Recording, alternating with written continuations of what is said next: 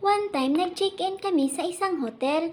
Tapos may nakita siyang bata at lalaki. Sabi niya, Daddy, syempre, may kirot. Hindi buo yung pamilya ng anak ko. Okay naman kami noon, masaya kami, in love naman kami. Pero mas iba pala siya pag magkaroon na kayo ng anak.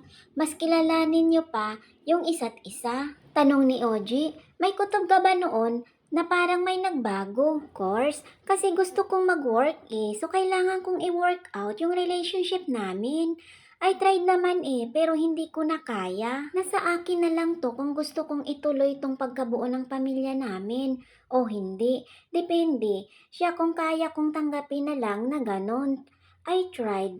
I tried tanggapin na lang na baka hindi ako enough, kaya ganon kasi hindi naman ako Wow! perfect, ganon. So, hindi ko kaya kaya nag-decide ako na umalis. Kung may pinupuntahan na agad na babae, wag na kayo umasang magbabago pa yung jowa nyo na sakit sa ulo. Remind ko yung sarili ko doon sa pinagdaanan ko, forgive but not forget. Tanong ni Oji, sa isang araw, umiyak ka ba? Before, parang ginawa kong hapunan, almusal, tanghalian, yung iyak ko. Sobrang payat nga ako nun. Akala ko may sakit na ako. Nagpa-check up na ako at lahat, grabe nung pagbaba ng timbang ko.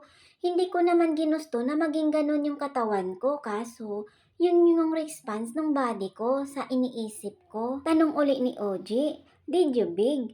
No, ako pag ayaw sa akin ng tao, tatanggapin ko lang pero hindi ko ipinipilit yung sarili ko. Sabi ni Oji, mahal mo pa ba si Carlo? Gusto ko maging honest.